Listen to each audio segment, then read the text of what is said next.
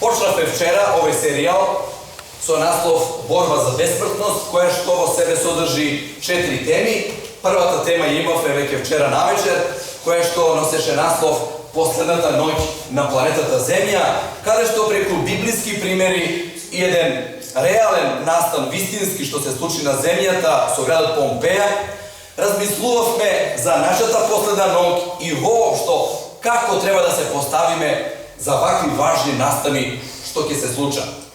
Предпладне, ние на ова место, некаде 11:30, како што беше и напишано во самата покана, го имавме второто предавање од овој серијал, кој што носеше наслов Библиска панорама на завршните настани. Преку оваа презентација што имавме предпладне, ние дадовме еден библиски пресек на настаните што ќе следат.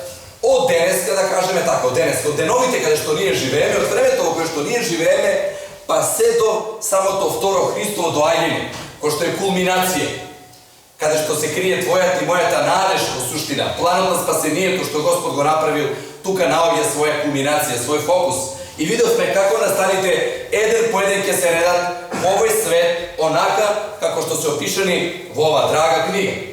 Тоа беше таа библиска панорама на завршните настани. Вечер, предпоследно предавање од тој серијал Здрави од Господа, утре во исто време, во 19 часот, ќе го заокружиме овој серијал, но пред утрешното предавање ни предстои вечерашното предавање и него го ословивме како со наслов Кој ќе опстане во последниот судир.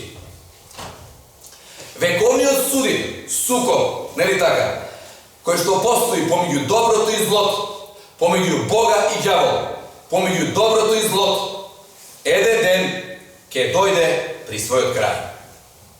Вчера кажавме, се на овој свет има свој почеток, се на овој свет има свој крај. Нема тоа вечно да биде. Нема вечно да бидеме болни. Нема вечно едноставно да се случуваат тешки моменти во нашиот живот. Нема вечно да ги изгубиме нашите мили драги, да смртта ни ги земе од нашите преградки. Ќе дојде ден кога на злото, на страдајната ќе дојде крај. Но многу важно прашање денес ќе проучим.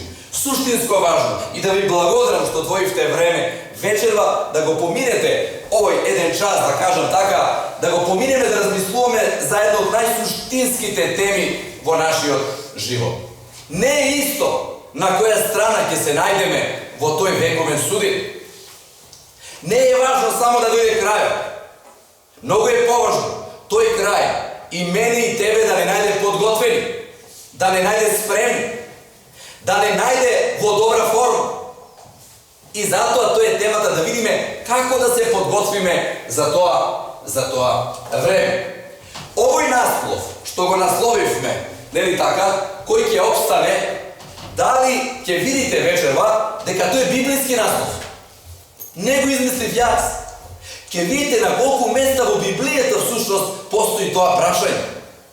А кога во Библијата на повеќе места ќе наидите на едно исто прашање, на една иста работа, значи Бог ја повторува преку пророците, преку апостолите, преку Исуса Христа, тоа значи дека таа работа е важна. Основен библиски текст што денеска ќе ни послужи за да навлеземе низ оваа тематика и да ја анализираме, се наоѓа запишан во последната библиска книга. Книгата Откровени, која што е актуелна беше од секогаш, но посебно денеска во ова време во кое што ние живееме. Книга Откровение, 6 глава, од 12 до 17 текст. И на самиот слайд ги напишав тие зборови со цел да биде прегледно, да ги видиме, да ги читаме, но највеќе да размислиме за овие зборови. И еве што кажува овој текст. Тоа се последните зборови од 6 глава. И видов, кога се крена или се отвори шестиот печат, и ете настана голем земјотрес. И сонцето стана црно како вреќа од кострет. И месечината стана како крв. Звездите пак небески паднаа на земјата, како што смоквата лулана од силен ветар ги исфрла пупките своји. И небото се отрна како книга, свиткана. И секоја гора и секој остров се поместија од местата своји. И царевите земји, prva kategorija na luge. I blagorodnicite, vtora kategorija na luge. I bogatite, treta kategorija na luge. I vojvodite, četvrta kategorija na luge. I silnite, peta kategorija. I se koji su rob i sloboden, šesta, sedma kategorija na luge. Mnogo je važno to, go potenciram. Sloboden se sokrija, popešterite i gorskite kamenjeve. Veliki naplavinite i nakarpite. Padnete vrz nas i sokrite ne od liceto na onoj koji sedi na prestolo i od gnevog na jagneto ili na agneco. Zašto? Zato što dojde golemio den na njegovi od gnev. I koji može da opstane? Koji može da ustoji? Evo go biblijski od naslov. Od ovaj tekst, Otkrivenje 6. glava, go crpim je naslovo na ova naše večerašnje proučuvanje. Da. Dragi moji, ajde prašao prvo predavodam so analiza i so jedan mal uvod, mnogo važno da go razberem ovaj tekst. Prijetni si ove zborovi? Prijetni? Strašni? Čekajte, sonce to jednostavno stanova crno kako vreća, mesečinata vike kako krv, zvezdi panja, nebo to kako knjiga što se ovaka svitko, čekajte, nema gorite vi kad se premestuva, ostrovate gi, se pomeruvate od svojite mesta, čekaj što se slučilo? Pa na film to da ga gledame pa ke se zaplašili, ne li tako? Pa ke kažemo čekaj malo se poleka, tahikardije ke dobio. A kamo li jednostavno to da ga gledame sa svoji oči pred nas to da se tuči? Ke go analizirame se to, ke vidime što je glavna ta poraka. No, сега ovo što ke sledi, što ke okažam, je mnogo korisno predagonizirano ovaj tekst. Vaka se, vo Библијата постојат повеќе жанрови. Ovo što го прочитавме влегува во категоријата на пророштва. И ќе кажам неколку зборови за пророштва. Во Библијата имате поезија. Читате тамо, например, псалми, читате мудри изреки, читате песна на песните. Имате проза. Во Библијата имате историја. Библијата, значи, е составена од повеќе жанрови. Еден од тие жанрови се и пророштвата. Што се тоа пророштва? Зошто се тие дадени? Што содржат во себе? Што е Божјата намера преку пророштвата што Господин ги дал? Ова е основно прашање пред да одиме на анализата на текстот што е главен за нашето вечерашно проучување. Дозволете ми да кажам дека пророштвата, Библијата е пророчка книга.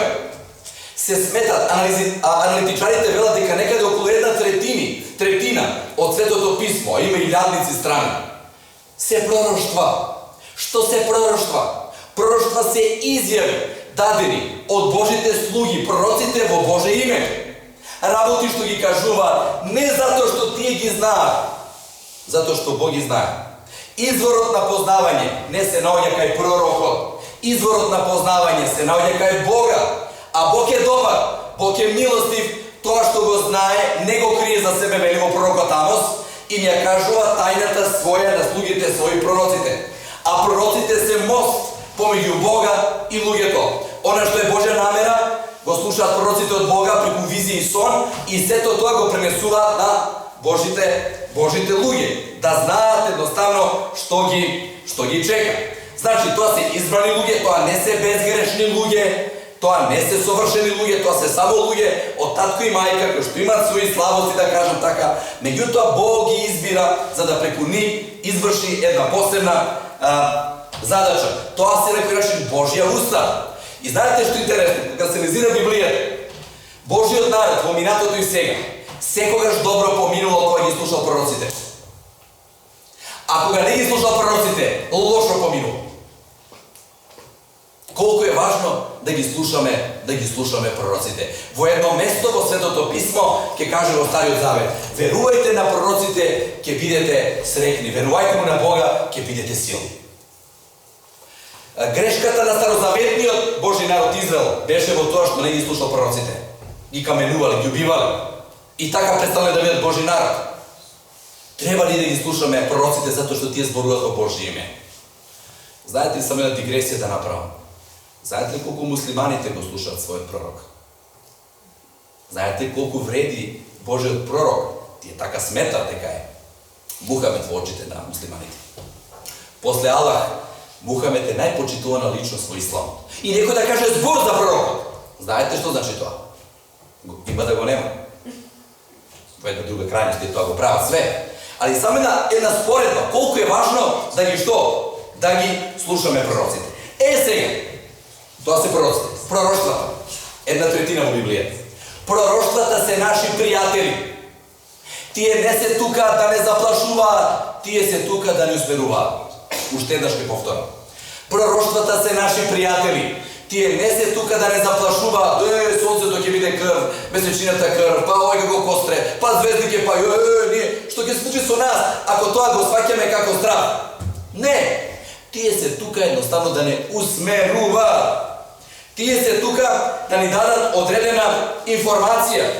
I Jovan, evanđelito po Jovan, sam Isus ke kaže u 13. glava 19. stih. Ete sega vi kažu vam, što ke se sluči? За да ми верувате. Целта на пророштвата не е да е задовола твоята и моята љубопитност. Целта на пророштвата е да ми усмерат кон изворот, кон оној кој што ги дал пророштвата, за да имам поверение во него. Jer ако одам сам, низ ова сценарија што го прочитавме во Откривение 6 глава, ние ќе се плашиме. Но ако знам дека Бог е со мене, а тој вели, и низ води да поминеш, и низ оган да поминеш, и зло големо да се случи, јас ќе бидам со тебе, тогаш нема да се плашим. Значи не е важно што ќе се случи, него важно е кој е со мене кога тоа ќе се случи. Ова е многу важна и силна порака што сакав едноставно да ја потенцирам. И затоа како резиме на ова, пред да одиме понатаму, ајде да ги читаме пророштвата. Тие се запишани во оваа книга, не да стои во полица да фати прашина, да ги читаме и да го гледаме времето во кое што ние едноставно живееме. Одиме сега на анализа на библискиот текст. Како што овој човек, видите, става рака на текстот и внимателно оди, анализира. Ајде ние малце да го анализираме овој текст што го прочитавме во овој правец, затоа што сметам дека ќе ни даде многу важни нешта. Ќе одиме на една мала екзегеза, се вика анализа на овој текст, и ќе ни помогне да видиме што се случува, што ќе се случи и кој ќе обстои во тој ден. Се отвара шестиот печат. Во Библијата имате 7 печати. Ова е предпоследниот шести печат. И тоа се настани што се случува непосредно пред второто Христово доаѓање. Крајот. Значи ова е на самиот крај. Шестиот печат. И кога се анализира овој текст, се гледа дека се случуваат колку работи се случува во овој печат. 5. Голем потрес се случува, површување на сонцето, месечината постана во крв, звездите паѓаат, планините и сите острва се померуваат од своите места. Тоа е тоа што текстот ни кажува. 5 силни работи, не секојдневни. Значи, кои што имаат космичко значење и ќе се случуваат едноставно луѓето да ги видат. Но што се случува понатаму и како тоа се поставиме сега кога го анализираме овој текст? Споменатите појави, одиме прво во Стариот Завет, затоа што за да го разбереме Откривение, треба да го разбереме Стариот Завет. Споменатите појави во Стариот Завет се употребуваат за да се опише изливањето на Божите завршни судови на земјата, наречени со заедничко име Ден Господов. Во Стариот Завет често пати ќе ја најдете фразата Ден Господов, Ден Господов, Ден Господов. Тоа е ден, според пророците, кога Господ доаѓа да се разбере со луѓето, да се обрашува со луѓето, да направи крај на злото, да им даде плата на оние што ја расипаа земјата и да ги спаси оние што му веруваат. Денот Господов е радосна тема. Во Стариот Завет тоа е Ден Господов, во Новиот Завет тоа е исто второто Христово доаѓање. Повеќе старозаветни пророци во своите пророчни книги го опишуваат Денот Господов. Можете овие текстови ги запишете, да ги насликате, дома да ги анализирате, само ти ги спомнам. Јоил 3 глава 3 и 4 стих зборува за Денот Господов што ќе дојде. И тоа со слична реторика како Откривение 6 глава. Понатаму, Исаија 13 глава, 10 и 13 стих, со слични зборови, слично сценарио како Откривение 6 глава. Наум 1 глава. Мали пророци, спаѓа во таа категорија, и тој зборува и Малахија 3 глава. Ovие 4 пророци зборуваат за една иста работа, она што го кажува Јован во Откривение 6 глава. И она што е интересно, не само старозаветните пророци, Јоило, Наум, Исаија, Малахија, него сам Исус Христос, ке се сетите, кога бил на земјата, одржал повеќе говори. Еден од неговите последни говори, запишани во Матеј 24 и 25 глава, зборува за исти овие појави што ќе се случуваат. Посебно 24 глава, 29 стих, вика, веднаш после тие денови, со сонцето што ќе се случи, пишува, со месечината што ќе се случи, иста работа. Исус прави поврзување со старозаветните пророци и она што тој го кажува во Новиот Завет. Многу силно, многу јасно. 5 пати. Јоило, Исаија зборува за тоа, Наум пророкот зборува за тоа, Малахија зборува за тоа, Јован зборува за тоа, Исус зборува 6 пати. Почекајте. Кога некому 6 пати ги му кажете нешто, што сакате да постигнете? Па да го привлечете неговото внимание. Не ли така? Ќе му кажете нешто на синот и на ќерката да работи, а знаете дека само еднаш ако му кажете ќе заборави. Не заборави тоа да го завршиш. Уште не излегол од врата и викаш, знаеш што треба да направиш, нели така? Добро бе, знам, мамо, тато, нели? И уште си ги врзува патиките, не знам да излезе. Иди, ама знаеш тоа да не го заборавиш да го направиш. Добро бе, разбрав. И еве отвори вратот излезе. Добро си помниш, али немој да заборавиш. И уште на порака на телефон ќе му напишеш, ќе му се јавиш. Со која цел? Важно е. Важно е. Многу е важно да знаем, денот Господов доаѓа. Спремени су. Бог сака да не освести. Бог не сака да бидеме толку заглавени во овој свет. Драги мои, знаат проблемите да го земат нашиот животен сок. Знаат едноставно да ја земат нашата енергија. Да посветиме време за помалку важни работи во животот. Не кажувам дека не се важни. Но во животот постојат и важни, и поважни, и најважни работи во животот. Ова се најважните работи. Од тука зависи нашата вечност. Каде ќе поминеме вечноста? Тоа е суштинско прашање. Сега, заклучок на ова анализа пред да одиме понатаму. Со отварањето на 6-тиот печат почнуваат да се случуваат настани кои што го најавуваат денот Господов, така, односно што? Второто Христово доаѓање. Значи, библиската ескатологија. А што е ескатологија? Наука за последните настани. Библиската ескатологија има своја кулминација, завршна точка. Второто Христово доаѓање. Денот Господов. Моментот кога еднаш за секогаш на гревот ќе му биде крај. Готово. Точка. Доста е. Денот кога смртта ќе умре. Господе, нека се случи тоа, веќе доста. Ние живееме во тој дел. И сега се постава тоа клучно прашање. Кој ќе остане? Ќе се случуваат тие работи, една по друга. 5 работи рековме. Пророците зборува за тоа, Јован зборува за тоа, Исус зборува за тоа, денот Господов доаѓа. Меѓутоа, најважно прашање. Кој ќе обстане? Имаме ли библиски одговор? Имаме ли? Но пред да одговориме на ова прашање, сакам ова да го спомнам. Приметивте кога прочитав текстот на што се задржав? На колку категории луѓе? И најдов еден коментатор кој рече вака. Во тие 7 категории на луѓе опишани се сите сталежи. И која е идејата, мислата, пораката? Никој нема да биде да го заобиколи тој ден Господов. Сите! Вие знаете, во овие судови, каде што ние живееме денес, има си се што. Може да заобиколиш, да подмитиш, да ова направиш, она направиш. Меѓутоа, во изливање на Божите судови, никој, и затоа апостол Јован по име ги споменува. И богати, и благородници, и слободни, и робови, и овакви, и онакви. Сите! Затоа што Павле ќе каже исто, сите ние треба да се јавиме на Божиот суд и секој од нас да прими она што во тело го направил, или добро, или зло. Меѓутоа вика, што прават тие? Бега! Еден теолог многу убаво кажува дека таа слика не поврзува со 1 Мојсеева 3 глава. Кога Адам и Ева грешат, и што прават? Бегаат. Се кријат. Во Библијата криењето пред Бога е негативна работа.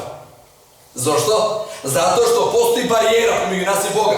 Адам и Ева додека не правеле грев, радосно го чекале Бога да дојде. Но кога направија бегаат, и овие бегаат, и некој кажа, во 6-тиот печат, Откривение 6 глава 12-17, се наоѓа запис за најголемиот молитвен состанок што некогаш луѓето ќе го имаат. Ама, нажалост, нема да се молат на Бога, него на кого? На камењата, на горите, и ќе се молат да умрат. Така вика, паднете врз нас. Зошто, бре? Зар ние сме создадени да умрем? Зар ние не сме создадени да живеем? Ние сме создадени да живеем. А тие се молат да умрат. Не може да го видат оној кого му се противиле цел живот. Оној кој што разни работи му кажале. Но 6 глава завршува со прашање. И тоа прашање бара одговор. И ние вечерва ќе одговориме на тоа прашање. На прашањето кој ќе обстои во тој последен вековен судир помеѓу доброто и злото, одговорот го наоѓаме знаете каде? Во Откривение 7 глава, следната. Првите 3 стиха од Откривение 7 глава одговараат на прашањето кој ќе обстои. Тој е толку поврзан, мост, 6 и 7 глава. А таму пишува, во 7 глава почетокот, гледа Јован, 4 ангели како седат на крајевите земски, држат ветровите да не паднат, вика, и доаѓа 5-ти ангел. И вели, држете, вика, држете, уште малку, вика. Зошто имам ја порака од Бога? Дојдов и Бог ми рече да ги запечатам оние кои што се негови. И тоа е одговор на прашањето што се поставува на крајот на 6 глава. Кој ќе обстои? Само оние што ќе бидат запечатени. Драги мои, ова е клучното прашање за нас денеска. Дали сум запечатен? И ние тоа сега ќе го проучиме малце, ќе го анализираме малко. Најважно прашање. Не е важно дали си богат или сиромав. Не е важно која националност си. Не е важно каква и стручна спрема имаш. До некаде е тоа важно, добро. Меѓутоа најважно е дали на крајот на времето ќе дозволиш да бидеш запечатен или нема. Ако бидеш запечатен, ти ќе обстоиш во денот Господов. Ако не бидеш, нема. Нажалост. Но видите, ова е охрабрување, луѓе. Ова немојте никогаш да го забравите. Овој е еден од мелем текст во Светото писмо. Мелем текст. Лек. Видите што ли пророкот Исаија. И планините да се што? А ќе се поместат. Пишува, 6-тиот печат. Планините ќе се поместат. И ридовите да се разнишаат. Ќе се разнишаат. Така пишува, читавме. Тоа е првиот текст што го анализиравме. И планините да се поместат. И ридовите да се разнишаат. Но мојата милост, вели Господ, нема да отстапи од кого? Од тебе. Зошто? Што вели понатаму? И заветот на мојот мир нема да се разниша, вели Господ. Кој те сака, кој те милува, на кого му значиш, кој што дал својот живот. Да знаете каква ли се борба се случува во животите наши, кога сакаме да дојдеме на вакви предавања да слушаме. Каква борба непријателот прави да не дојдеме да слушаме. Или кога ќе сакаш да отвориш ова реч, да го слушаш гласот Господов, кога ќе одлучиш да се молиш, каква војна се води невидлива, некој не сака да ни дава. Некој сака да не остави во канџите, да секојаш ова земја, да бидеме изгубени. Некој сака во тој ден Господов да ги молиме камењата да падат врз нас, но Бог на кого му служиме, кој не милува, кој не сака, не му е се едно дали ти ќе бидеш со него или изгубен. Не. Ова можеме да го разбереме сите ние што сме родители, а тука се најголем дел родители сме тука скоро сите. Колку е родител го сакаш својот син или својата ќерка? Неговата среќа и твоја среќа. Неговата несреќа е твоја и моја несреќа. Бог те сака. Тоа е силната порака што извира од ова едноставно ние што го проучуваме. Само оние што ќе бидат нели така запечатени. Сега, ајде малце да го проучиме концептот на запечатување, многу важно. Сега доаѓаат клучните работи во овој втор дел од ова проучување. Бидејќи тоа одговара на прашањето кој ќе обстане во вековниот судир помеѓу доброто, едноставно и злото. Што е суштината на запечатувањето? Дали имаме библиски пример за запечатувањето? Тоа е некој знак? Што е смислата на сето тоа? Која е пораката Господ што сака да ни ја каже во? Се сеќаваме ли има настани библиски, да ме подсетам нешто што многу добро го знае. Во Стариот Завет, пред израелскиот народ, кој бил Божи народ во Стариот Завет, пред да излезе од Египет. И вие знаете која борба се водела помеѓу Бога и фараонот. Мојси Јарон како представници Божи и фараон. И многу зла го задесиле Египет, со цел да свати фараонот дека Бог владее, а не тој газда во Египет. И последното зло Бог дава шанса, колку шанси Бог му дал, не слушал. На крај морал драстично Бог да реагира со уништувањето на првенците. Се сеќавате? Пред да бидат уништени првенците, каков совет Бог дал на луѓето кои што живееле тука во Египет и на евреите кои што биле Божи народ и на египчаните. Им дал начин како кога ангелот на смртта ќе помине да гледа што? Дали некоја куќа обележена со некој знак? Подмачкана со што требаше да биде подмачкана? Така е. И крвта требаше да биде што? Знак на разпознавање на оние што се Божи, за разлика од оние што не се Божи. На некој начин тоа беше печат. На некој начин тоа беше запечатување. За некои луѓе тоа може да беше игра. За некои тоа беше, не сум ја молен по занимање, не сакам ја тоа да го направам така. Ке помине и ова зло. Па не беше баш така. Како поминале куќите кои што едноставно немале крв на своите довратници таму? А како поминале оние кои што имале? Овие некои начин биле запечатени, ако ја земаме таа слика така како пример. А овие другите не биле запечатени. Видите ли колку е важност да има некој знак за разпознавање? Што покажувале израелците за тоа што ги замашкале тие врати? Уште една многу важна работа. Послушност. Послушност покажале. Покажале дека веруваат во она што Бог им кажа. А другите не верувале како поминале. Починале, умреле. Лелек. Ни цел Египет имаше. Во куќите каде што правенците едноставно починаа. А во куќите израелците немаше. Затоа што имале знак. Затоа што го почитувале Бога. Биле послушни. И тој е многу важен момент сега за да ова едноставно го разбереме. Завршна мисла од тоа. Кога ангелот поминал, рече, ова се Божи луѓе. Тоа се негови. И затоа го одбинал таа куќа. Ете тоа и суштината на запечатувањето. Кога Бог ќе не запечати, тоа значи дека сме ние негови. Еве го крунскиот текст. Крунски текст, вие знаете, во некои анализи вика крунски доказ. Крунски текст. Да видите како ова сега ќе ни помогне да го разбереме подобро запечатувањето.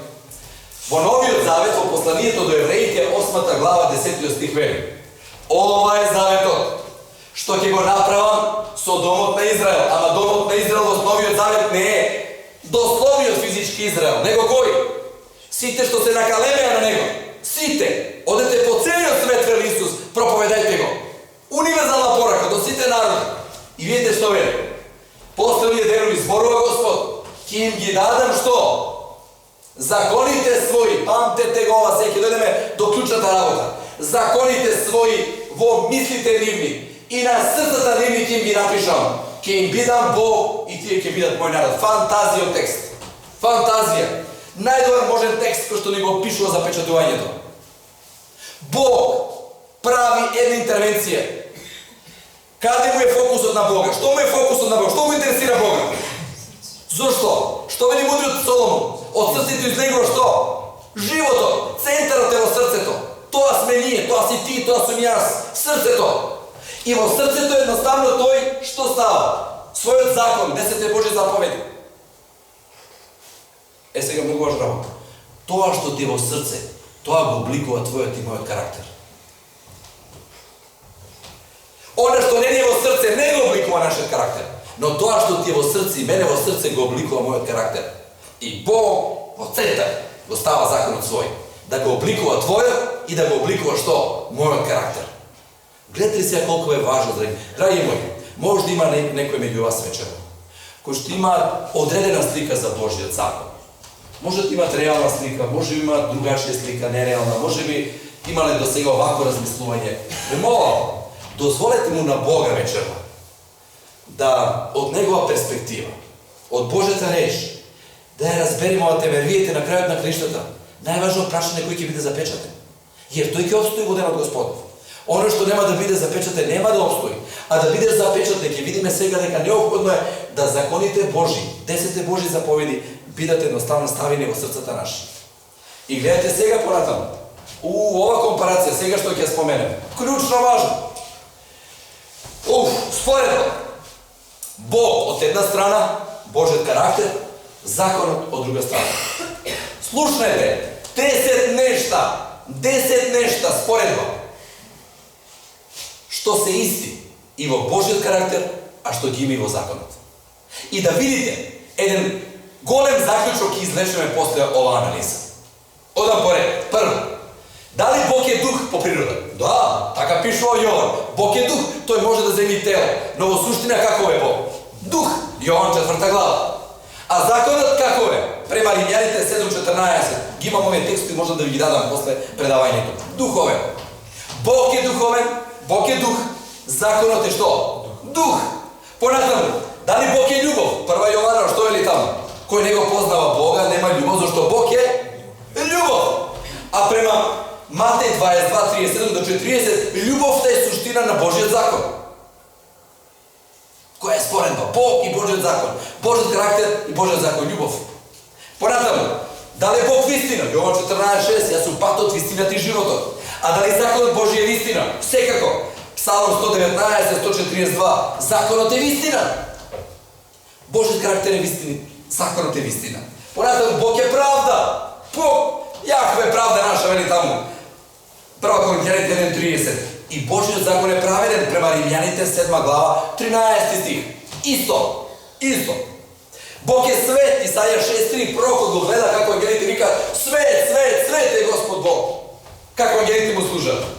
А и законот према исто Римјаните 7:13 што вели: заповедта е праведна и добра и света.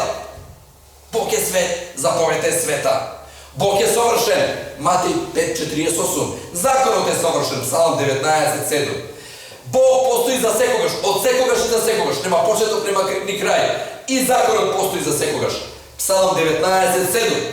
Нели така, односно 111:7. Бог е добар, Лука 18:19. Законот према Римјаните 7:12 е добар. Бог е чист, нема греф кај него, 1 Јованова 3:3. Божиот закон е чист, према Псалм 19:8. И 10-та работа, Бог е непроменлив. И законот е непроменлив. Не сум дошол да го променам, него да го исполнам. И која е карактеристиката сега, заклучок од констатацијата, кога ова го анализираме? Божиот карактер најдобро е представен каде? Во Божиот закон. Па затоа Бог сака својот закон да го запечати во нашите срца, да го напише, jer она што ти е во срце, тоа го обликува твојот карактер.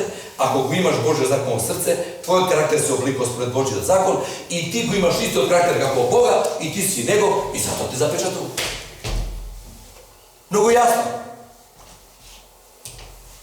Прва констатација. Божиот закон е слика на Божиот карактер. Со чинот на запечатување, Бог ги прогласува луѓето дека се што? Негови. И еви уште еден крунски доказ, крунски аргумент. Фантастичен библиски текст, немојте никош да го заборавите, што става капак на се тоа што кажавме. Книга на пророк Исаија, 8 глава, 16 стих. Врзи го свидетелството, запечати го законот на моите ученици. Запечати го законот на моите ученици. Се тоа што кажавме се поклопува со ова. Еве зашто во законот се крие печатот Божи. Затоа што тој е израз на Божиот карактер. И втора констатација до која доаѓаме е следна. Со запечатувањето на Божиот закон, Бог потврдува дека тие луѓе му се послушни.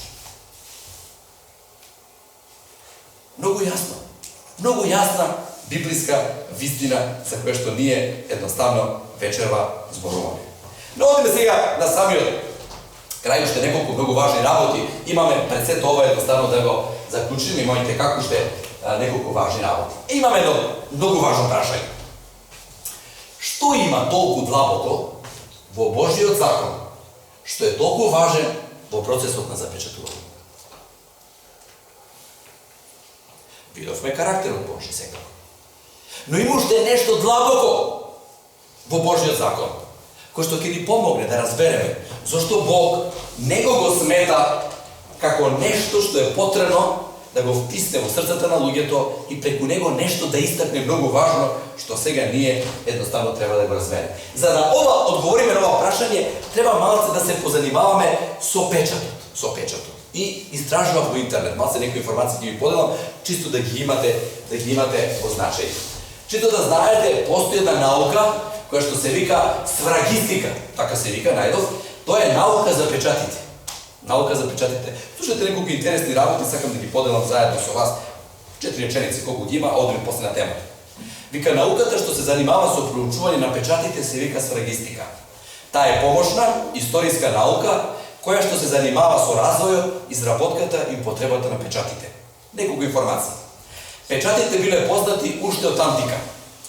Нив ги користеле и ориенталните народи, а од нив подоцна ги превзеле старите грци и римјаните. Во 5 век, од старите грци и римјаните, печатите ги превземаа германските народи, а преку нив употребата на печатите се шири по цела Западна и Средна Европа. Уште 2 реченици. Од почетокот на 6 век почнале да се печатат патни исправи и документи од пергамент, што допринесува да дојде до понатамошен развој на важноста на печатите.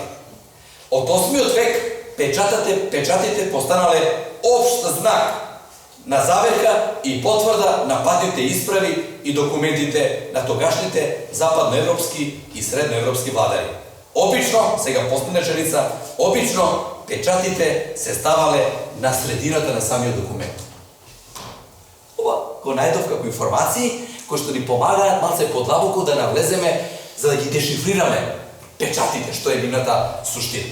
Вие знаете, денеска дојдете на адвокат, на нотар, нели така, печатите обично се стават доле, има простор за подпис, се подпишуваат двете тука што се и оно што треба, нели така, нотар, заверки и све е завршено. Без печат документот не е валиден. Меѓутоа во старо време печатите биле ставени по средина.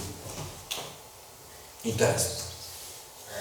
Божиот закон, кој што се смета како договор, исто документ помеѓу Бога и Божиот народ, го има тој печат.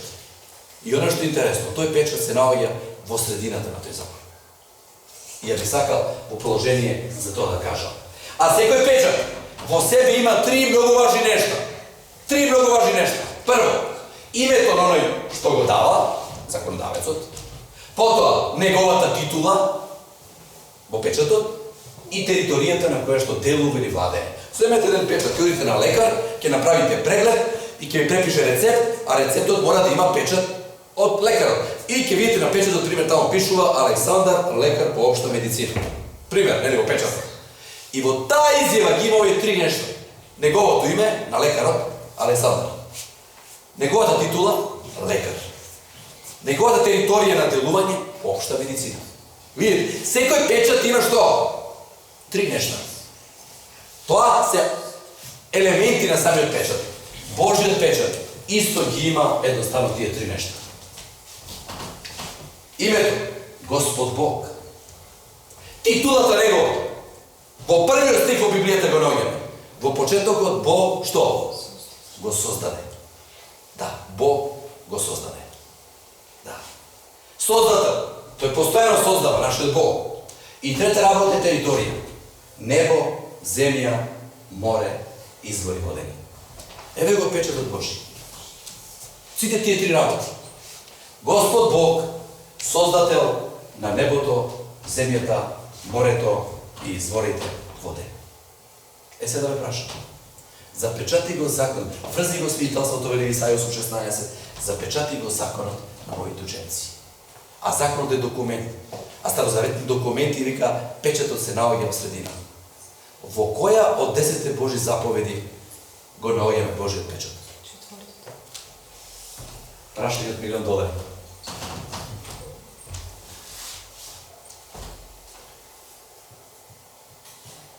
Во заповедта за саботата.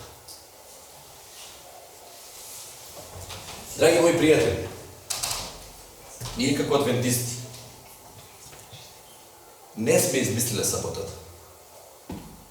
Не сме оние луѓе кои што сами си наметнавме некој јарен или терет. Не сме ние некои кои што го креиравме сето тоа.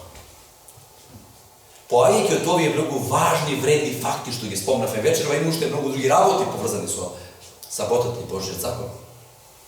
Сметаме дека ова е многу важен предмет, кој што не треба само адвентистите тоа да го почитуваат, него тоа треба да биде предмет за размислување и предмет на донесување добри одлуки од сите луѓе. Затоа што Библијата е многу јасна. Само оние што ќе бидат запечатени, ќе останат на Божја страна во денот Господов. А да бидеш запечатен, значи Бог да те прогласи дека си Негов. А за да Бог те прогласи дека си Негов, ти треба да го имаш Божиот карактер. А за да го имаш Божиот карактер, тој треба својот закон да го втисне во твоето срце. Jer ono што ти е во твоето срце ќе го обликува твојот карактер. А во Божиот закон, четвртата Божја заповед, заповедта за саботата, ги содржи сите тие три елементи од кои што е составен едноставно печатот Божји. И еве само сакам да ја прочитам во четврта заповед, уште неколку тексти имаме многу важни, те крунски текст имаме исто така вечерва. Сеќавај се на денот од одмора да го светкуваш. 6 дена работи и заврши ги сите твои работи. А 7-миот ден е сабота. Одмор на твојот Господ Бог. Тогаш немој да работиш ни една работа, ни ти, ни синот твој, ни ќерката твоја, ни слугата твој, ни слугинката твоја, ни живинчето твое, ниту пак странецот кој што се наоѓа меѓу вратите твои. Зошто? Затоа што за 6 дена, еве го печатот, Господ, името, го создаде титулата, небото, земјата, морето и се што во нив. И во 7-миот ден се одмори. Затоа Бог го благослови денот од одморот и го посвети. Ова е библиска наука. Бог да кажал нешто друго, ќе го прифатиме. Бог вака кажал. И затоа ние тоа едноставно го почитуваме. И еве го крунскиот текст направи. Што неколку текста. И саботите своји. Кој овие збори ги кажува? Бог преку пророкот. Саботите не се адвентистички. Саботите не се еврејски. Саботите се Божи. И саботите своји. Им ги дадов да бидат што? Да бидат што? Печат, знак. Помеѓу мене и нив, знак за разпознавање. Одите во војска, стража сте и доаѓа од таму. Имате лозика, која познавате, ќе направите промена. Ако не ја познавате, готово. Вели Кундар, Кубаново, не знам таму, која е лозика. Мора да имате знак за разпознавање. Нели така? Саботите своји ги дадов да им бидат знак помеѓу мене и нив, за да знаат дека јас сум Господ кој што ги посветувам. Езекијел 20 глава 12 стих. Не поминане 8 стиха, во 20 стих уште еднаш Бог кажува. Во секој случај да не заборават. Два пати. Во една иста глава два пати Бог тоа го споменува. И саботите мои, еве ги вториот текст. И саботите мои, повторно мои, не ваши. Саботите мои, светкувајте ги, да бидат знак помеѓу мене и вас, за да знаете дека јас сум Господ, Бог ваш. Еве зашто треба саботите да не важни. При крајот, неколку важни факти за саботата, затоа што е тоа знак за разпознавање, тоа е печатот Божи, дел од законот Божи, процесот на запечатување тука, а тие ќе обстанат што ќе имаат печатот. На крајот неколку важни факти, што 4-5 слайда и завршуваме. Прво, саботата е знак на создавањето. Ова е многу важно. Саботата не враќа во минатото во создавањето. Оние што ја почитуваат саботата, веруваат во Господ Создателот. Ние Бог оставил после 6 дена да се постојано сеќаваме на Него. Еврејската нација била создадена некаде 2300 години после создавањето. Саботата е постара од еврејската нација. Саботата е постара од адвентистичкиот народ. Таа е прва, предходница на сите овие две народи што ги спомнавме. Но не само знак на создавање. Према пета книга Мојсеева, 5 глава, саботата постанува и знак на откупување. Вели почитувај го саботниот ден и памти дека си бил роб. Сега Бог преку Мојсие, освен што најнапред ги потсетил израелците дека треба саботата да биде знак за создавање, сега ги потсеќа дека сабота треба да биде знак на откупување. Затоа што како човекот ќе се одмори од делата своји, Бог така ќе не спаси. Нели така? Бог не спасува со својата благодат. Тука ние не заслужуваме спасение со некои своји дела. Но со тоа што го почитуваме законот, покажуваме дека сме му послушни и дека вреди тоа што Бог едноставно го кажа. Трета работа, 4 ги има. Саботата не само што е знак на создавање и откупување, саботата е испит на послушност. Втора Мојсеева 16 глава, примерот со маната. Бог реагирал кога луѓето отишле едноставно да земат мана во сабота. Вика, до кога, вика, ќе ги кршите, вика, моите саботи? Знак на послушност. Они што почитувале, земале петок за 2 дена, не им се расипувало. Секој ден земале за тој ден, а петок и за сабота. И не им се расипувало. Видите, знак, испит. Да, испит. Тоа е многу важно. Ние наутро зборевме за испитот, што ќе биде во последното време и во тој контекст нешто кажавме. И на крај, многу важно. Клучно важно. Саботата е споменик во времето, кој што вечно стои. Колку споменици има во Македонија? Кој знае?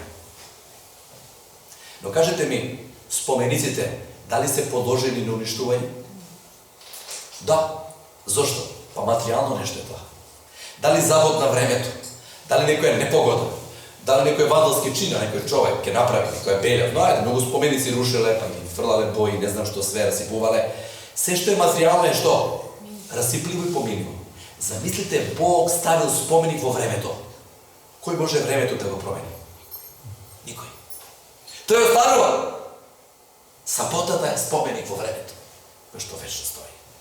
Ова е едно од најсилните нешта што дава голема важност за саботата. Ги споменуваме само овие и завршуваме. Знак на создавање, знак на откупување, испит на послушност, споменик во времето кој што вечно стои. И на прашањето пред последен слайд. Кој ќе обстане, драги мои? Кој ќе дојде денот Господов? Библиски одговор е кој? Само започетени. Само оние што ќе дозволат да бидат запечатени. Упатувам апел, крајот пред упатам завршам молитва. Господ сигурно ни проговори вечера. Затоа што читавме неговата реч. Ние сме само луѓе. Ние само изнесуваме тоа што пишува. Драги мои, ако Господ се бори со вас по ова прашање, или по некои други прашања, дозволете му да го направи своето дело во вас. Тој има добри намери за нас. Може би ова прашање ќе се коси со нашето религиозно убедување. Може би ова работа ќе не стави во дилема. Може би некои драстични одлуки во нашиот живот треба да донесеме, имајќи во вид колку е важно ова да го направиме. Но оставете му ги последиците на Господа. Дозволете му на Господа да го направи тоа што го почнал. А Господ ќе направи како е најдобро. Господ нека ве благослови, нека ви даде добар живот, добри одлуки да донесете. Ние утре се гледаме во 19 часот здравиот Господа, каде што ќе го заокружиме овој семинар, а сега ве поканувам да станеме и да патиме завршна молитва. Добар наш Татко Небесен, од срце ти благодариме што ќе донесеш крај на гревот, на злото и на страдањата. Што ќе дојде твојот ден, денот Господов, денот на Христовото враќање. Да, ќе се случуваат чудни работи, тешки работи, несфатливи работи и опасни работи. Но Господе, ти си рекол, ќе бидеш со нас. И ти пред да дојдат тие работи, ќе го запечатиш својот народ. Господе, голема желба имаме сите вечерва што се наоѓаме тука на ова место. И многу други што некогаш биле на ова место. Да бидеме запечатени. Да бидеме на Твоја страна. Да дозволиме Твојот закон да го запишеш во срцата наши. И да, Господе, светост и важноста на саботниот ден биде нешто што ќе ни биде драгоценно да го прифатиме и да живееме според Твојата волја. Благослови го секој од нас. Посебно оние, Господе, на кого посебно сакаш да им проговориш вечерва. Помогни да донесат добри одлуки. И да, Господе, нека ги остават последиците на Тебе. А Ти, Господе, ќе знаеш како да ги водиш и да ги усмеруваш. Ти благодариме за пораките што ни ги упати вечерва и Те молам, дај ни добри и пријатна ноќ. А според Твојот план донеси ни утре, во завршното предавање, да видиме, Господе, каква борба треба да се бориме за да добиеме таа бесмртност. Тебе нека Ти е слава и чест, Татко наш небесен, за услишената молитва во името Христово. Амин. Амин.